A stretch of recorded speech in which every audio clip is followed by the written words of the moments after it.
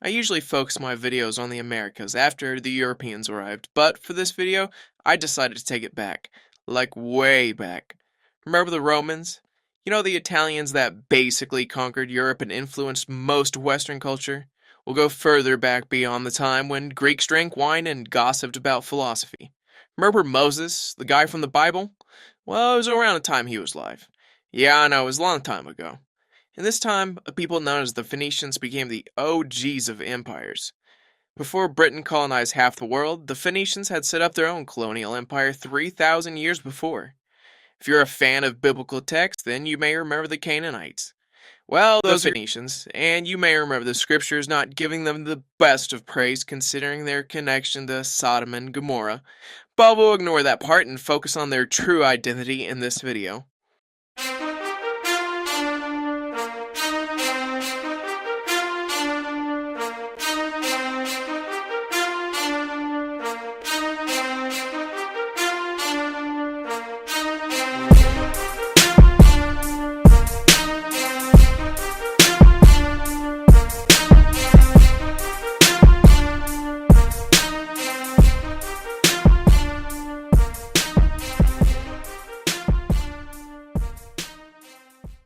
The Phoenicians rose during the fall of the Bronze Age.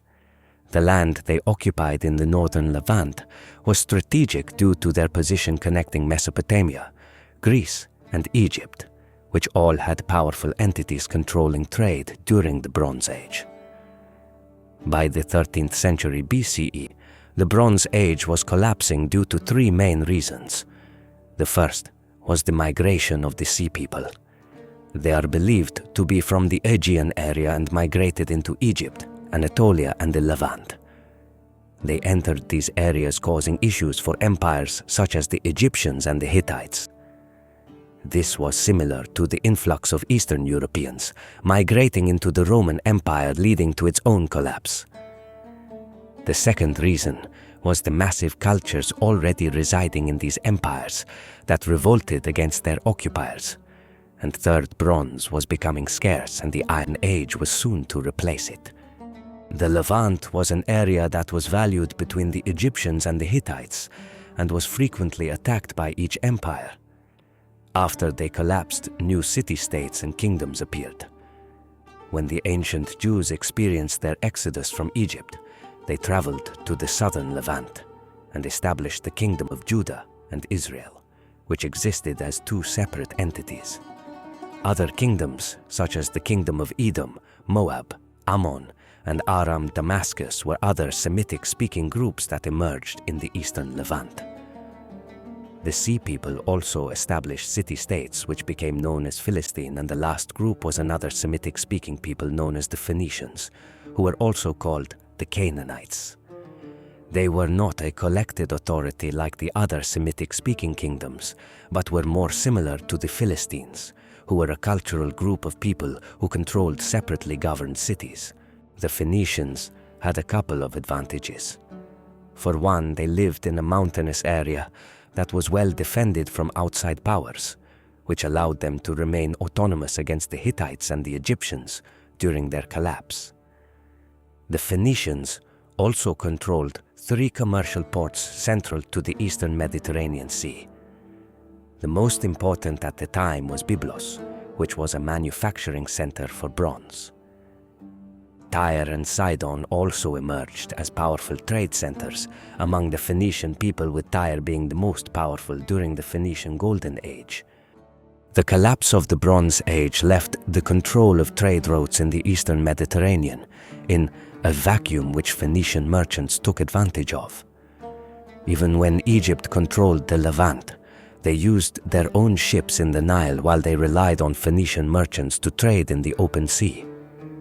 They developed the galley, which was a ship that relied on oars and sails and were built for cargo, or weapons were added to defend cargo to ships. This allowed the Phoenicians to expand their trade to the entire Mediterranean Sea, even allowing trade as far as Britain.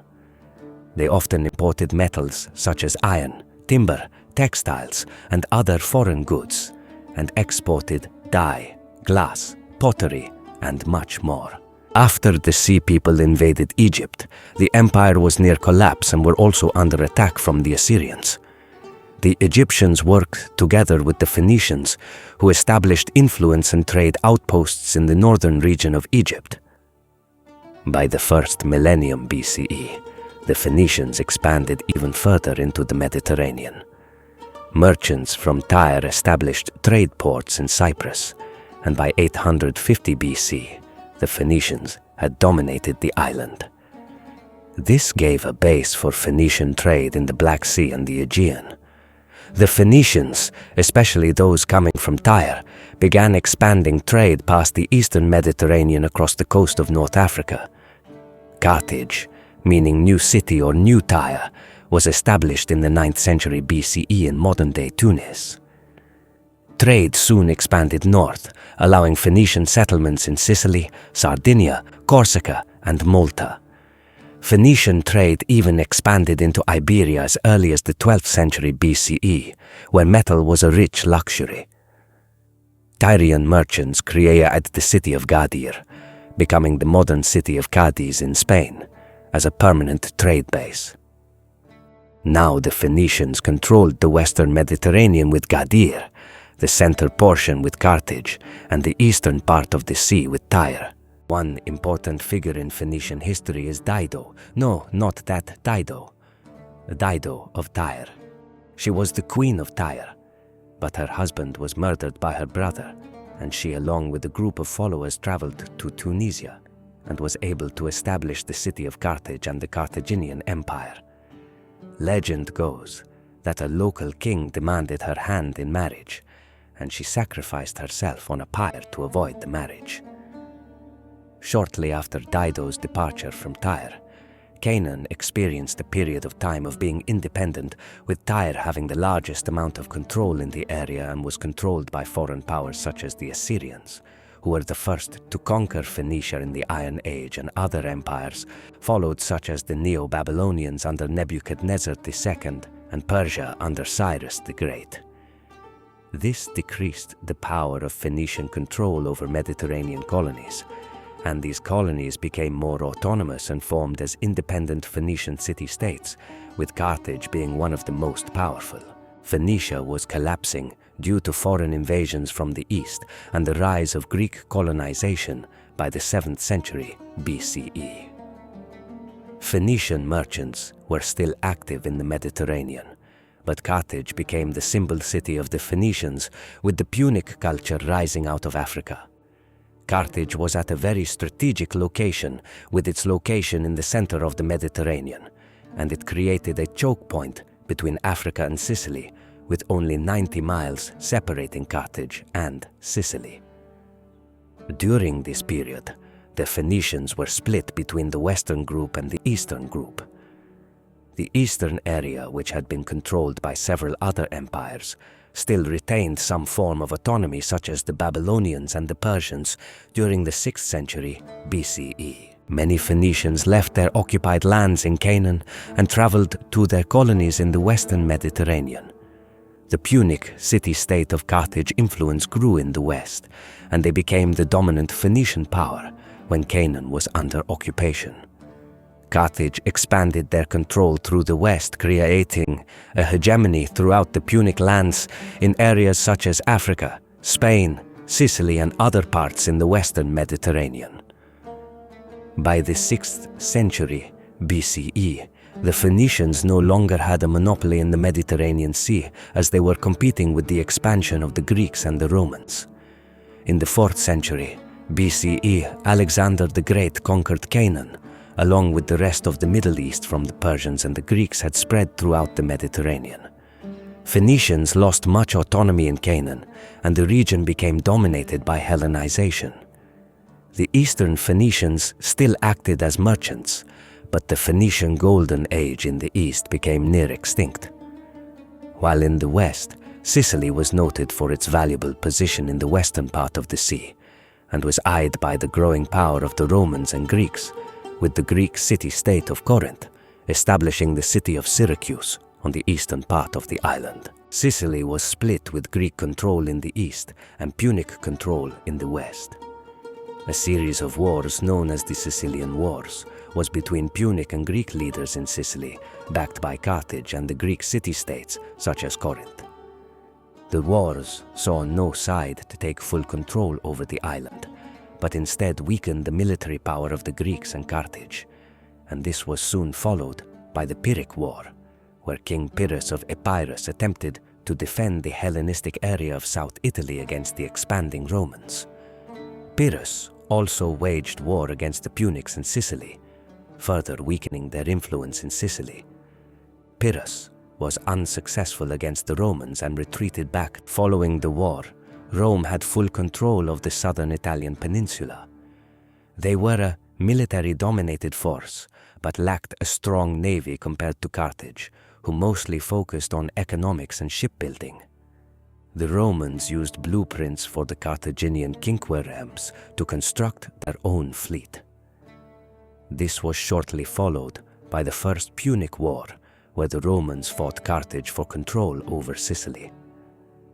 To the Carthaginian surprise, the Romans held many successful naval victories, including the Battle of Cape Ecnomus, which was one of the largest naval battles in history, which included about 300,000 sailors on both sides and ended with a Roman victory. Carthage still wouldn't cede Sicily to Rome, so the Romans invaded North Africa in the Battle of Tunis and concluded with the Treaty of Lutatius, which ended in a Roman occupation of Sicily, and naval ships were no longer allowed to be built in Carthage. Following the war, foreign soldiers who fought for Carthage were not paid for their service, and they revolted, which became known as the Mercenary War. But their forces were defeated, and Carthage was in turmoil and blamed Rome for their weakened position in the Mediterranean. Rome also influenced the local tribes in Corsica and Sardinia and managed to control the islands, taking away Carthaginian influence. During the Mercenary War, Carthaginian soldiers used the Iberian city of Nova Carthage as a home base to invade the interior of Iberia, and Nova Carthage was then used as a fleet base since ships could no longer be produced in Carthage. Rome and Carthage were in a tense phase again over control of Iberia. Small naval conflicts between the two began around Sicily, starting the Second Punic War. A Carthaginian general known as Hannibal marched an army, including war elephants, through Iberia and across the Alps, where Hannibal raided the Italian countryside. Greeks and Punics in southern Italy revolted against the Romans and supported Hannibal. The Romans were at a massive disadvantage in the early part of the war, with Hannibal destroying Roman resources and southern Italy revolting against the Romans. But Rome decided that the only way to defeat Carthage was to attack them at home. Eventually, Rome began winning the war in Iberia, and a Roman general known as Scipio Africanus invaded North Africa from Sicily, and the Roman allied Nubians came from the east. Africanus defeated Carthage in Africa, and Carthage gave up most of their territory except for the surrounding area of Carthage in modern-day Tunisia. Rome dominated the western Mediterranean, and despite peace negotiations, Carthage was experiencing raids by the Nubians. Carthage raised an army against the Nubians, and Rome feared that they would grow powerful again. So an army was sent to siege Carthage to forever take out the Punics, which became the Third Punic War. Rome massacred the city inhabitants, and those who survived were enslaved. The city was destroyed, and the fields were salted so that Carthage would never be a threat again.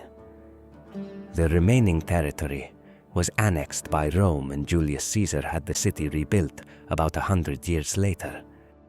By the time of the Common Era, Rome had annexed the Phoenician world around the Mediterranean. Their merchants still continued to trade in the Latin world, but they, along with their culture, was coming to an end.